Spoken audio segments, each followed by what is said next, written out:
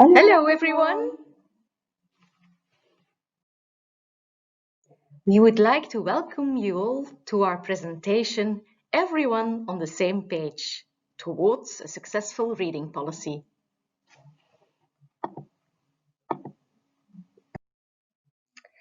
My name is Jona Hebbrecht. I am a teacher, trainer and researcher in the Educational Bachelor for Primary Education at Odisee, and I'm also a literacy and reading coach for some schools in the project Pro Reading. And my name is Marlies Algoet. I'm also a teacher, training and researcher in the Educational Bachelor for Pre-Primary Education in Odisee.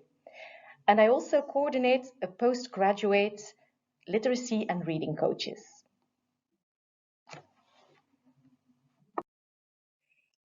At the end of this session, you will have an idea of the reading challenges in Flemish education. Does multilingualism play a role? You will have insights in the key ingredients of a successful reading policy, and you will have knowledge of some essential steps in constructing a sustainable reading policy plan. And we start with the reading challenges. Just like a lot of other countries, Flanders experiences a lot of reading challenges.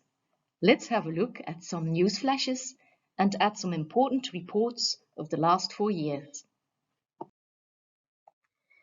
This is just a selection of the many news flashes in national media about reading challenges. On the top of the slide, you see news flashes about our primary and secondary school students and their declining reading performance. Alas, the reading challenges do not end here. It's not only our children, our pupils who are having reading problems. The report of Jan Sas at the bottom shows that in all teacher-trainer institutions in Flanders, a significant number of teacher trainers expresses their concern that some of their students do not like to read and as a result do not read much. So it didn't really come as a big surprise that this year the news was spread in a leading Flemish newspaper by a fellow teacher trainer who did research about starting teachers and their reading habits, that quite some starting teachers do not like to read. And we all know how important it is that young readers have enthusiastic reading examples. Of course, all these alarming messages are based on facts and figures. Let us have a look at those. Let's start with some important studies. First of all, the POL study in 2016 showed very clearly that Flemish students in 4th grade have poor reading comprehension skills. The POL results of 10-year-old Flemish students were worse than those of students in Ireland, Finland, Norway, England, Sweden, Denmark, the Netherlands, Austria and Germany.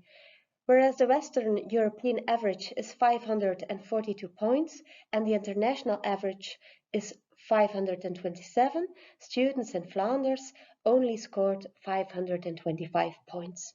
The results also marked a serious decline in the reading comprehension skills of the Flemish students compared to results of the POLS test in 2006. At first, Flemish researchers hoped that those 10-year-old readers would catch up in the following 2 years of primary school. Therefore, a similar test was organized 2 years later for the same children at the end of primary school. Unfortunately, the results were again disappointing. Of course, the children progressed in reading comprehension, as you can see in the table on the left. The red line shows the progress, but the blue lines show how much the children were supposed to progress based on international reference studies. However, this progress insufficiently compensated for our low international position, as you can see on the table on the right. This table shows the POLS results of 2016 for some of the top scoring countries. The blue row shows the result of the repeated POLS in 2018 in Flanders. And as you can see, the 12-year-olds showed progress, but they actually only reached the level of the top 10-year-olds in, for instance, Russia and Singapore. In the same year, in 2018, the Flemish government organized extra language tests for students at the end of primary school. The comparison of those tests with Pearl's results showed the same results: insufficient progress. We already mentioned Pearl's, but also the PISA studies confirmed the deteriorating results for reading comprehension of 15-year-olds. Also, the PISA study in 2018 confirmed a decline in reading results of 15-year-olds. What is interesting is the fact that it was possible to find out which children progressed less than others. As you can see, boys achieve less in reading comprehension than girls. Children whose home language is not the instruction language do not perform as well as Dutch-speaking children. And at last, children with a low socioeconomic status, low SES, achieve less compared to their classmates. This being said, it is important to remark that, of course, not all children speaking a home language other than the instruction language at school are underperformers. But, as in many other domains of education, the children who are at risk the most are the non-native speakers that live in a low socioeconomic environment. This message is, unfortunately, not surprising. We end the slide with an important remark though. Indeed, low SES non-native speakers are at risk. However, the PIRLS and PISA tests also showed a significant decline in reading results for all students, also those students who have Dutch as their mother tongue and belong to high SES environments. Fortunately, researchers also found a number of positively related background characteristics that explain why some children become better or are better readers than others. First of all, students with a higher degree of autonomous reading motivation and a positive self-esteem concerning language learning skills perform better, no matter what their mother tongue is. Next to that, also non-native students who have an intense contact with the Dutch language through, for example, media or cultural social activities, tend to be better readers. This demands a little explanation. Don't all non-native students have intense contact with the Dutch language on a daily basis, at school, for example? Why is it so important to use media or to participate in social activities? Well, in some schools, more than half of the children are non-native speakers. This means that their chances to practice Dutch are reduced. These children simply do not get enough practice at school. And we all know that proficient oral communication skills are very important for reading.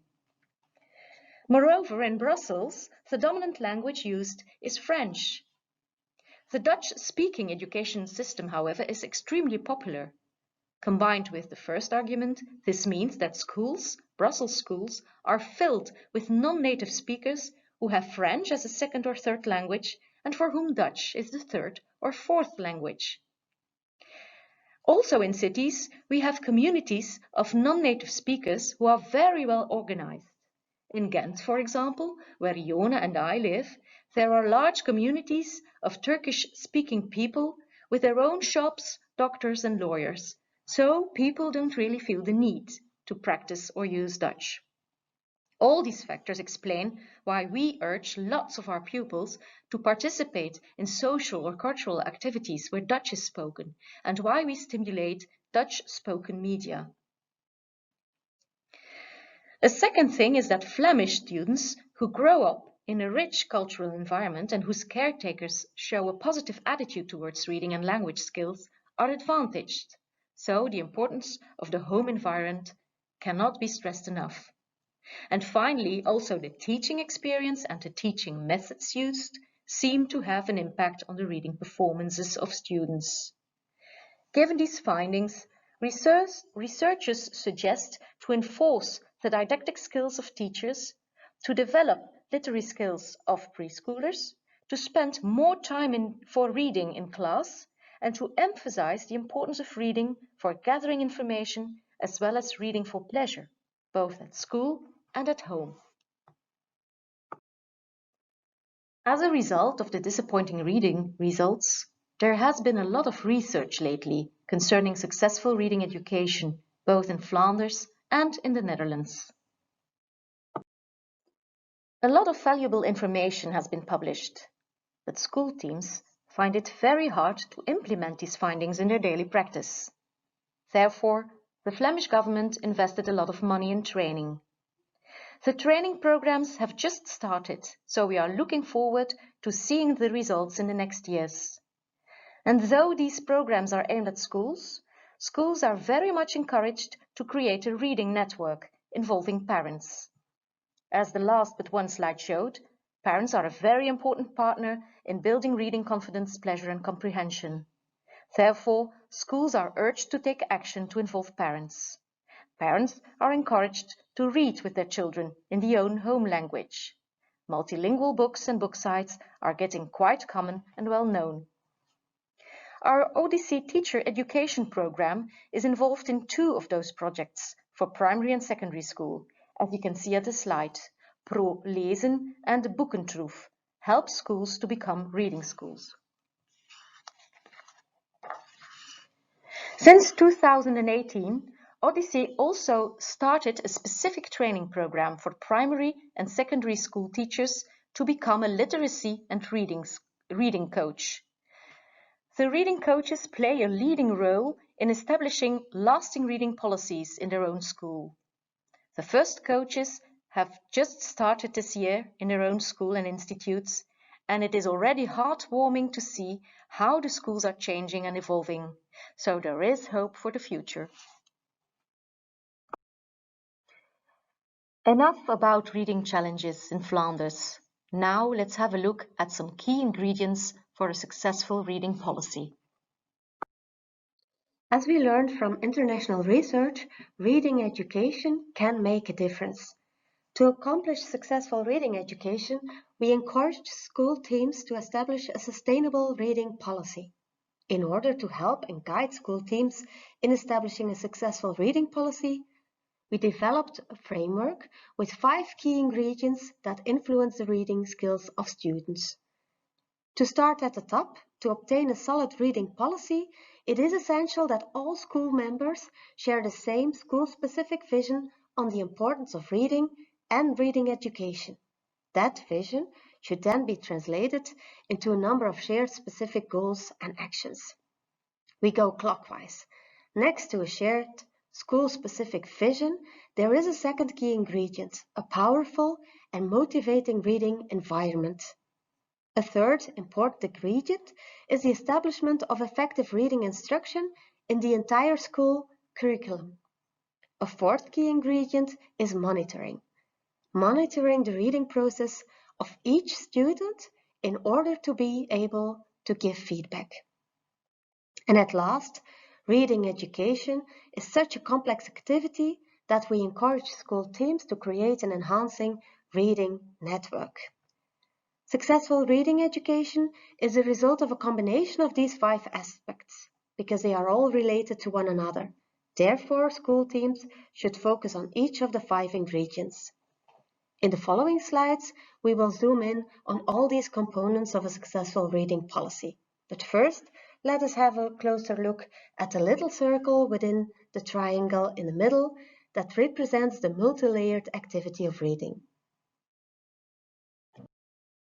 Some people think of the act of reading as a straightforward task that's easy to master. But in reality, reading is a complex process that draws on many different skills. And together, these skills lead to successful reading. A successful reader is a reader who reads accurately, fluently, and at a good pace on the one hand, and shows sufficient reading comprehension skills on the other hand. A successful reader is a reader who is autonomously motivated to read. That means the student reads because he wants to read, not because he has to read. Autonomously motivated readers read because they want to inform themselves, or because they enjoy the activity of reading, not because someone tells them to read. At last, a successful reader is highly involved in his reading process and reads a lot. Often, teachers tend to focus solely on the left side of the triangle, on developing reading skills and reading comprehension. But it is as important to take notice of the right side and the bottom side of the triangle. These insights are fairly new, but schools and teachers are eager to get started with them. Now, let's return to the outer circle and the 5 key ingredients. It's very important for a school to develop its own vision on reading and reading education based on scientific research and shared by all school members. It is not possible to copy and paste. Of course, schools must peek over their own walls and learn from one another, but at the end, each school has to make up its own vision, tailored to the needs of its population. This vision takes shape in specific goals and actions. We urge schools not to start with actions off the cuff, but to start with very specific goals and to translate these into actions. During this process, we often see that schools get too enthusiastic and plan too much.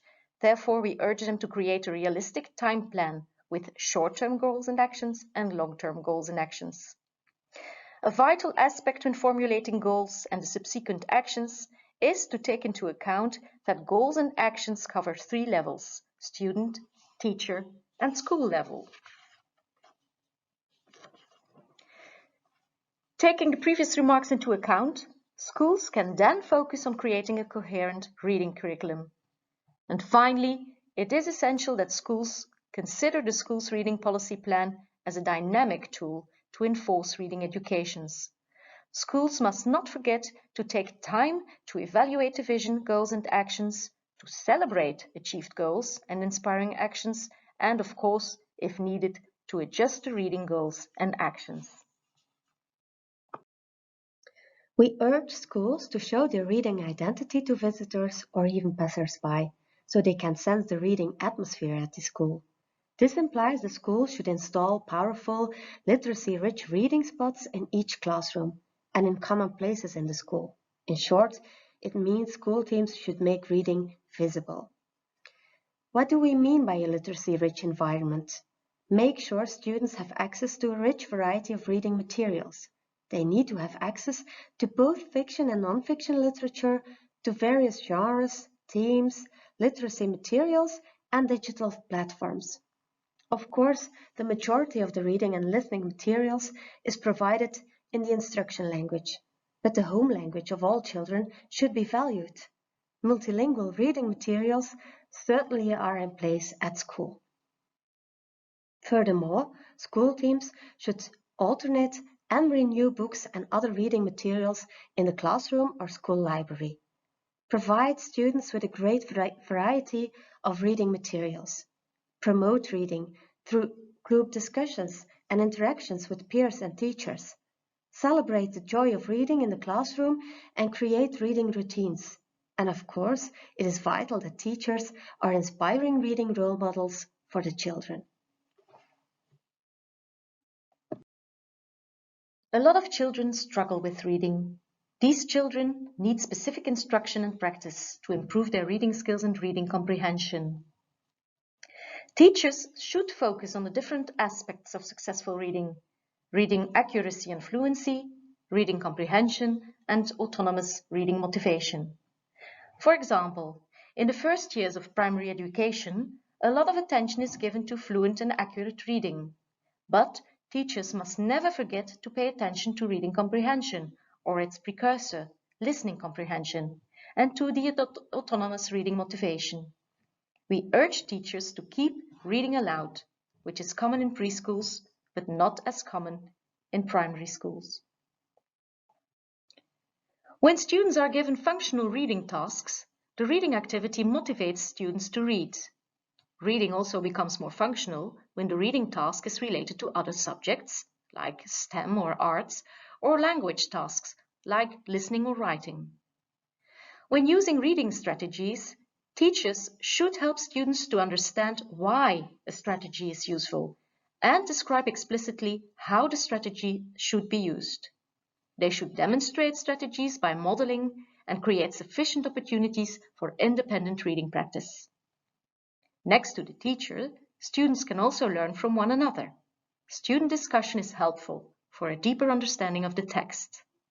And of course, differentiated instruction and support of the diverse needs of the students is crucial.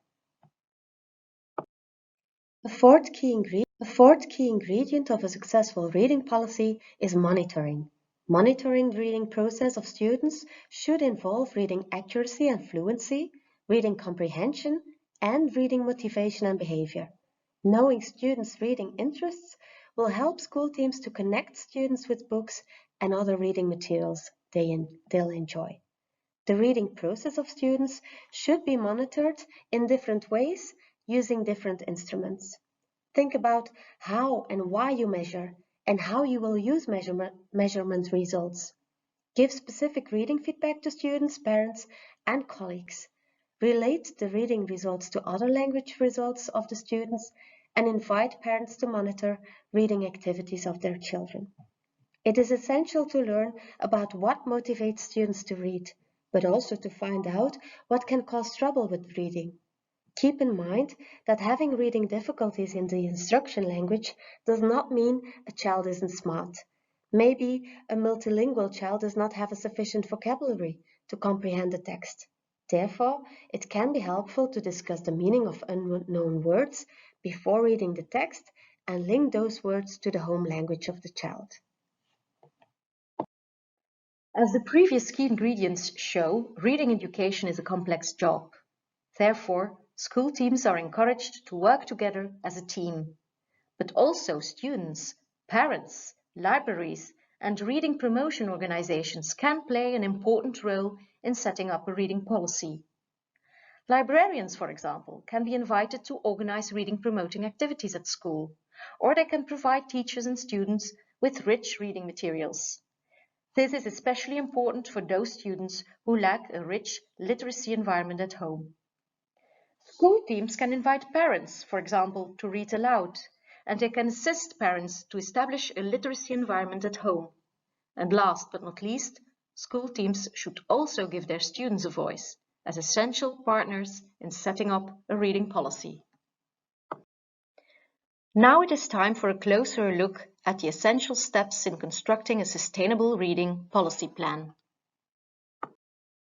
A successful reading policy is the result of a systematic process. Scan, plan, implement, evaluate, and celebrate, so scan again. Schools should have a good idea of the strengths and weaknesses of their reading education to set up specific reading actions.